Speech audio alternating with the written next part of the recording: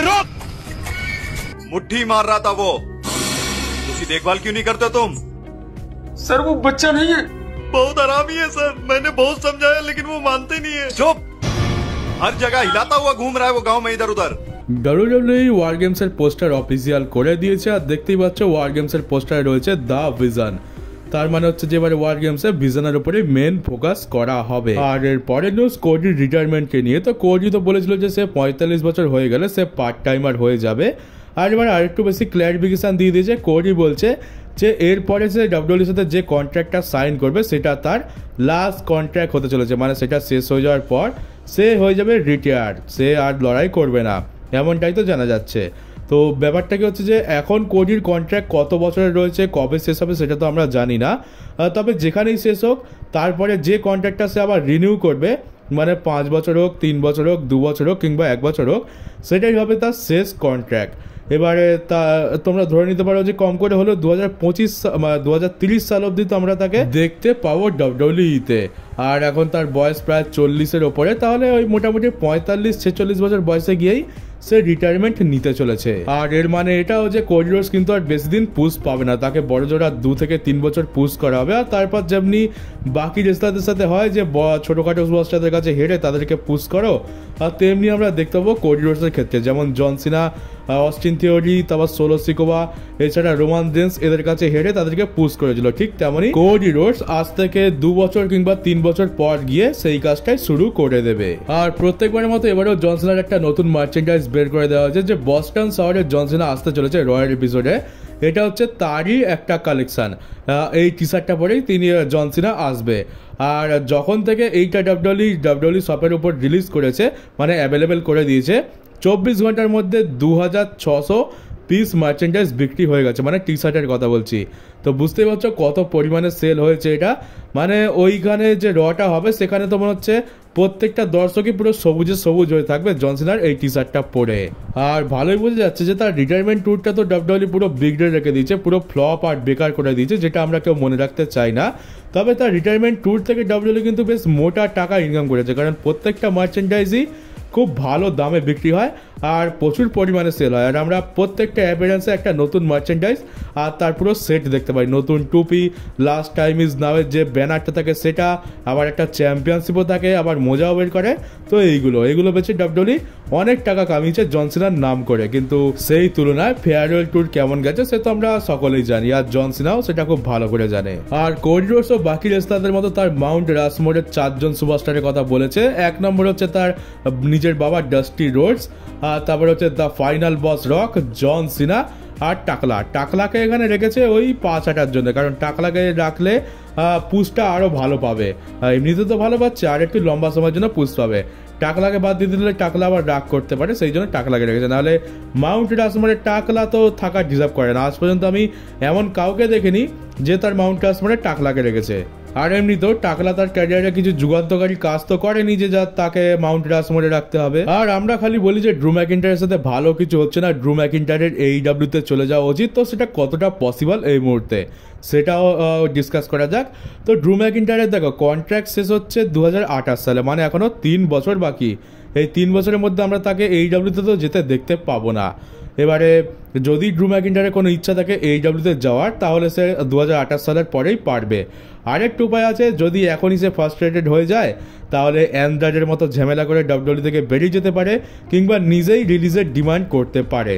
আর WW যদি চায় তো তাকে রিলিজ করে দেবে, তারপর 90 দিন পর গিয়ে সে AEW জয়েন করতে পারে। আর টনি খান নিঃসন্দেহে তাকে একেবারে লুফে নেবে 1 গাদা টাকা দিয়ে।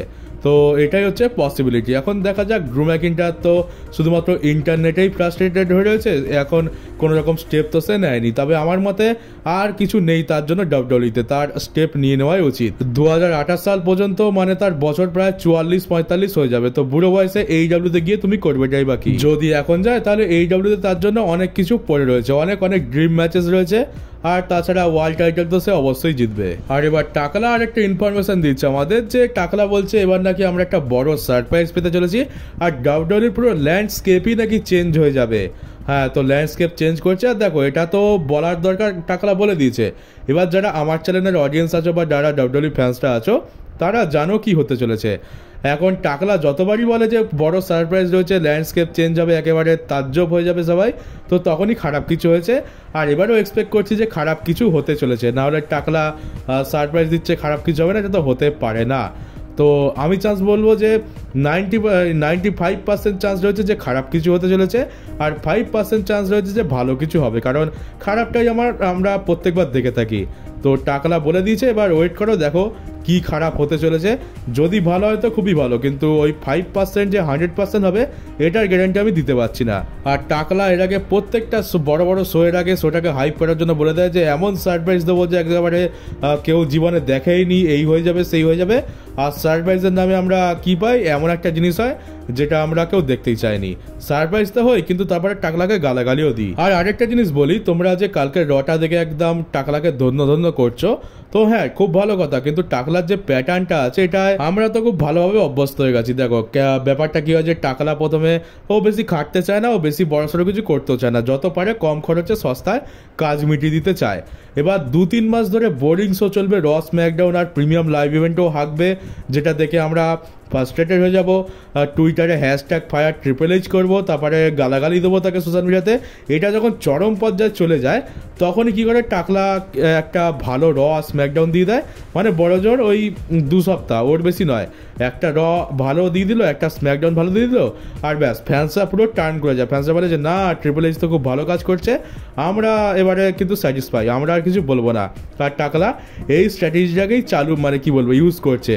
সে 3 মাস ফালতু শো দেবে, কোনো রকম খাটাখাটনি করবে না, আর যখন দেখবে যে সিচুয়েশন হাতের বাইরে চলে যাচ্ছে, ফ্যান্সরা রেগে যাচ্ছে, তখনই একটা ভালো শো দিয়ে দেবে, আর ফ্যান্সরা আবার আগের মতো ভালো হয়ে যাবে। এটা টাকলা খুব ভালো করে জানে, আর এটাকেই সে ইউজ করছে। আর এবার দেখে নাও, আমি তোমাদেরকে পুরো গ্যারান্টি দিয়ে বলতে পারছি যে এবার বড় জোর এই রটা ভালো হয়েছে, পরের রটা ভালো হবে, আর হয়তো 2টো স্ম্যাকডাউন ভালো হবে, আর তারপর জেকে সেই একেবারে পুরো বোরিং জিনিস চালু হয়ে যাবে তারপর থেকে।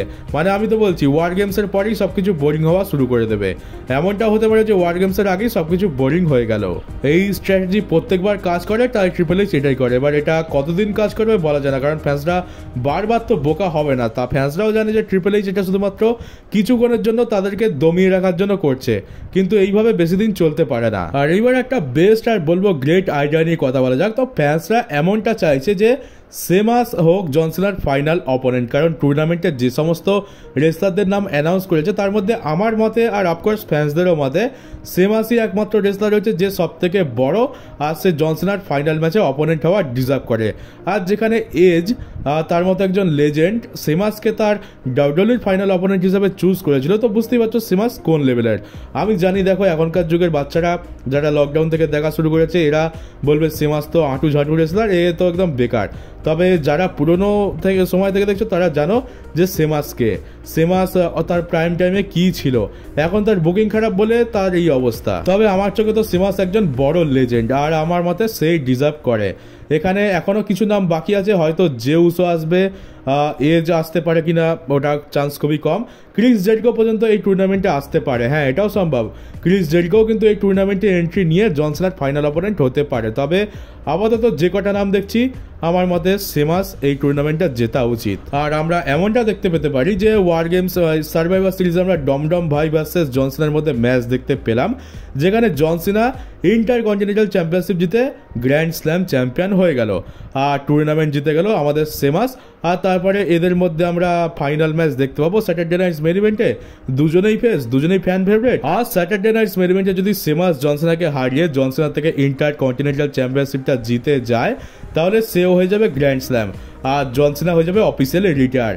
আর আমার মনে হয় যদি সেমাস জন সিনাকে রিটায়ার করে, তাহলে কেউই কিন্তু কোনো রকম আপত্তি করবে না, ফ্যান্স এটা খুশি খুশি মেনে নেবে।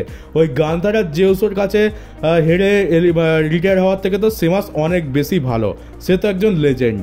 আর আমরা দেখেছি যে বড় বড় রেসলার যারা রয়েছে, যেমন রিক ফ্লেয়ার, তারপরে শন মাইকেলস, এরা তাদের শেষ ম্যাচ কিন্তু হেরে গেছিল। তো শেষ ম্যাচ যদি হারতেই হয়, এমন কারোর কাছে হারো যে সেই লেভেলে রয়েছে, তো সেমাস অফকোর্স সেই লেভেলে রয়েছে। এইটা ফ্যান্সরা দেখতে চায়, কিন্তু ডাব্লিউডব্লিউ দেখাতে চায় কিনা, মানে টাকলা দেখাতে চায় কিনা সেটা আমরা জানি না। হয়তো দেখতে পেলাম সেমাস তার প্রথম ম্যাচই হেরে বসে রয়েছে টুর্নামেন্টের মধ্যে, আর আমরা সেমাস ভার্সেস জন সিনা দেখতেও পেলাম না। তবে যদি এটা হয় definitely one of the best idea হবে। এজকে তো পাওয়া যাচ্ছে না, তবে আমার মতে সেমাস কিন্তু সেই জায়গাটা পূরণ করতে পারে, আর জন সিনার জন্য একজন যোগ্য অপোনেন্ট হবে সেমাস তার রিটায়ারমেন্ট ম্যাচে। আর সব থেকে ভালো জিনিস হচ্ছে যে আমরা ডমডম ভাই ভার্সেস জন সিনার মধ্যে ড্রিম ম্যাচটাও দেখতে পেয়ে যাবো। জন সিনা গ্র্যান্ড স্ল্যামও হয়ে যাবে, ডমডম ভাই জন সিনার মতো লেজেন্ডের কাছে হারবে, তাই ডমডম ভাইয়েরও কোনো ক্ষতি হবে না। আর ফাইনালি সেমাসও কিন্তু গ্র্যান্ড স্ল্যাম হয়ে যাবে, যেটা কিন্তু আমরা অনেক দিন ধরে দেখতে চাইছিলাম। তবে শেষমেশ দেখো, এটা শুধুমাত্র আমাদের ফ্যান্সদের আশা। ইন্টারনেটে এটা এখন খুবই ভাইরাল হচ্ছে যে এই প্ল্যানটা কার্যকর করা হোক, কিন্তু সত্যি কথা বলতে আমার তো টাকলার ওপর পুরো একদমই বিশ্বাস নেই। আমার মনে হয় না যে টাকলা এটা করবে। সেমাস হারতে চলেছে এই টুর্নামেন্টের মধ্যেই, সেমাস হয়তো জিতবে না।